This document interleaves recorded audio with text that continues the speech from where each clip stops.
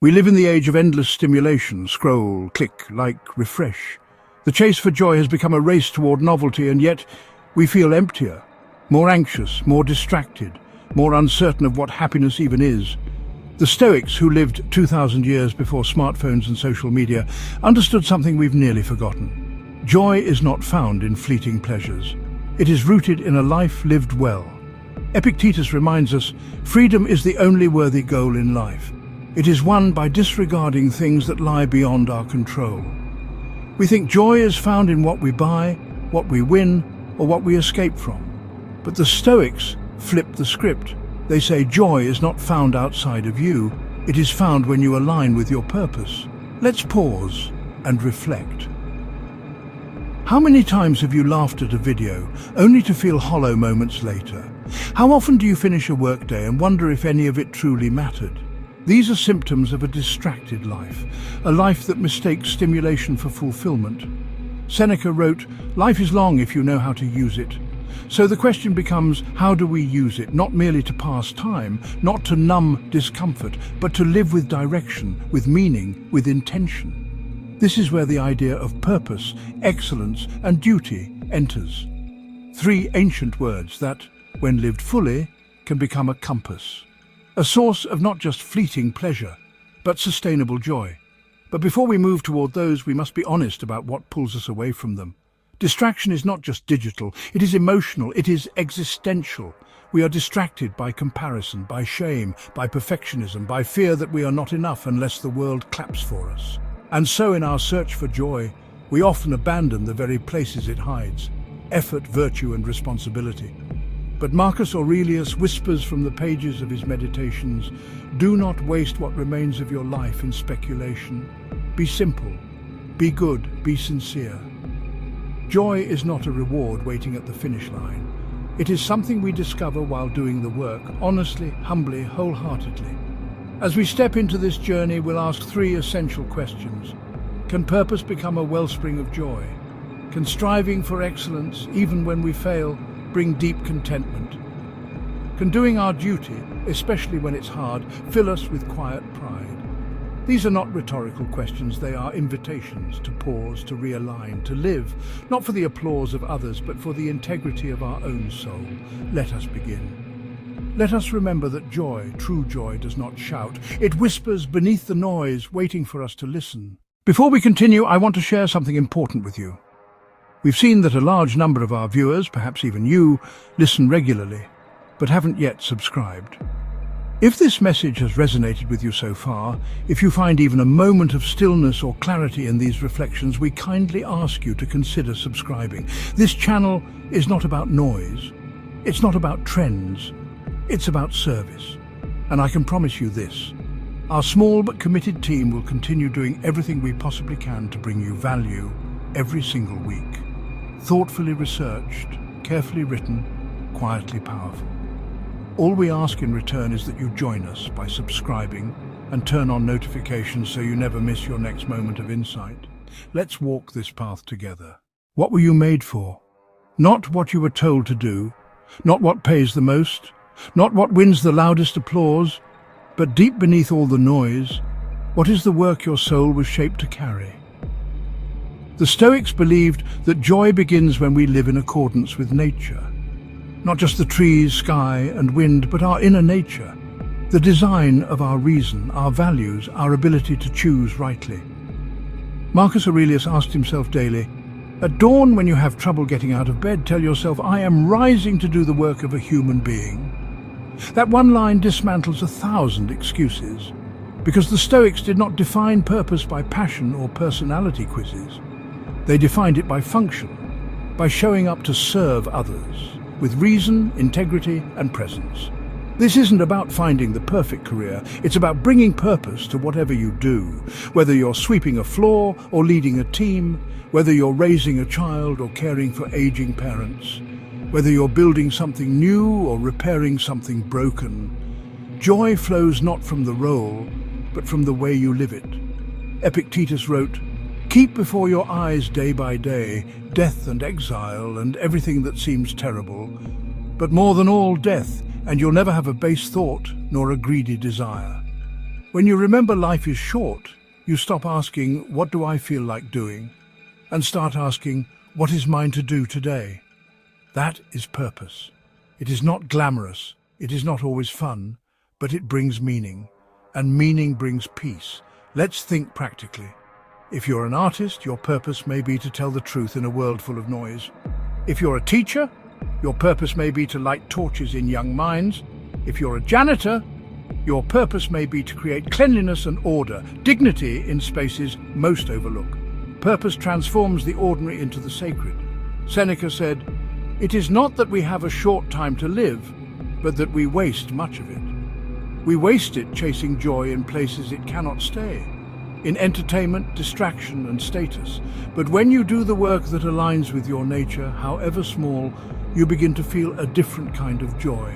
Not the high of dopamine, but the hum of harmony, the feeling that this is where I'm meant to be, doing what I'm meant to do." You may not always love it, but you will respect yourself in it, and that respect is the seedbed of joy. So today, ask not what do I want to do, but what is the good work I can do with what I've been given? Then begin, even if no one sees, even if it's quiet, because purpose doesn't need an audience, only your presence. What happens when you give your very best effort, not for praise, not for reward, but simply because it is right? This is the heart of excellence, not perfection, not comparison, but a devotion to doing what you do well. The Stoics didn't pursue excellence for trophies. They pursued it because it was the natural expression of virtue. Epictetus said, "First say to yourself what you would be, and then do what you have to do." To be excellent is to aim not at the easiest path, but the most honorable one. We live in a world obsessed with shortcuts, life hacks, loopholes, the fastest route to the biggest results. But excellence has no shortcut. It asks you to slow down, to care, to refine, to finish. And in this discipline, joy awakens. Let's be clear, excellence is not about being the best in the world. It's about being the best for the world, doing your work, whatever it is, with care, with consistency, with heart. Marcus Aurelius advised, "If someone can prove me wrong and show me my mistake, I will gladly change. It's the truth I'm after, and the truth never harmed anyone." Do you hear the humility in that? Excellence isn't arrogant. It's teachable. It listens. It improves. Joy is born not just in succeeding, but in becoming someone who can succeed. Each time you revise your effort, learn from your mistakes, or hold yourself to a higher standard, you reinforce your dignity. And dignity is a rare, steady form of joy. Think about the last time you finished something with full integrity. A letter, a meal, a project, a conversation you handled with honesty, not ego. Didn't you feel lighter? Not louder, not boastful, but grounded. That is the quiet reward of excellence. Seneca reminded us, the reward of a good deed is to have done it. Not applause, not followers, not external success. Just the deep inner satisfaction of knowing you didn't cut corners, that you showed up fully, that you didn't waste the opportunity to leave something better than you found it. You don't need to be the best. You need only to try your best, consistently, sincerely, and without complaint. Excellence is not a finish line. It's a way of walking. It's how you speak. It's how you listen. It's how you treat people when no one's watching. And the joy of that, it doesn't come and go with circumstance. It lasts, because it's built into the character you've earned. So if you want to find joy today, don't ask, did I win?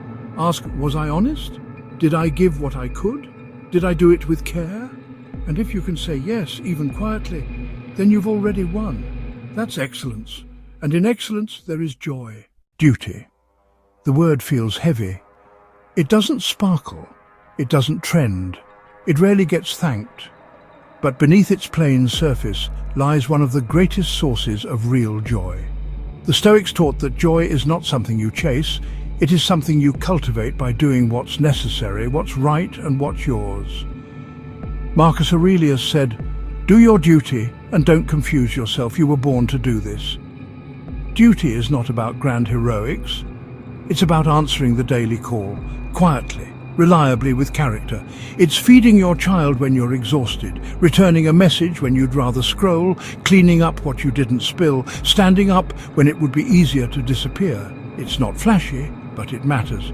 And when you fulfill your duty, not to impress others, but because it's what's called for, You earn something no pleasure can give: self-respect. Seneca reminds us, a good character, when established, becomes as natural as breathing. The duties that once felt heavy begin to feel liberating, because you no longer wrestle with whether or not to do them. You simply do them. And in that, you free your mind from guilt, hesitation, and regret. Now ask yourself, what duties have I been resisting? What responsibilities have I treated as burdens instead of opportunities? When we neglect duty, we feel untethered. We lose direction. We become restless. But when we embrace it, when we give ourselves to it fully, even in small ways, we reconnect to something ancient and profound. The honor of carrying what is ours to carry. Not what belongs to others, not what's glamorous, just what's ours. Epictetus said, "Don't explain your philosophy, embody it. If you want to know your values, look at what you show up for, even when no one is watching. That's duty. It's not always pleasant, it's often difficult, but it's sacred. And over time, the work you once dreaded becomes the work you're grateful for, because it gave your days structure, it gave your choices weight, it gave your life integrity. There is joy in that, not excitement, not thrill, but the joy of knowing you are needed and that you showed up. Every time you keep a promise, every time you take the high road, every time you sacrifice comfort for principle, you grow stronger, clearer, more trustworthy. And in that trustworthiness you find peace. So don't wait for the right mood or the perfect moment. Begin where you are. Do what's in front of you. Do it with care. And let the joy of duty, quiet, deep and unwavering, rise up to meet you. What if joy isn't something you feel, but something you become? The Stoics believed that a joyful life is not built from one emotion or moment, but from a long, consistent alignment with virtue. Marcus Aurelius wrote, "If you seek tranquility, do less. Or rather, do what's essential, do it well and stop. Do what is essential, do it well and stop." There's a peace in that, a simple, honorable rhythm, a life not scattered by comparison or consumption, but centered in clarity. When you align purpose, excellence and duty, not perfectly but consistently, you begin to build something rare, a character that does not sway with fortune, fame or failure. That character is your true source of joy. Because you can lose your job, you can lose approval, you can even lose your health. But integrity, that's yours, as long as you choose it. Seneca reminds us, a man's as miserable as he thinks he is. If you believe joy must come from the outside, from luck, from others, from things, you'll always feel fragile. But if you build your life on principle, you'll walk with strength, even in uncertainty. That's what we're really after, isn't it? Not fleeting highs, but enduring wholeness.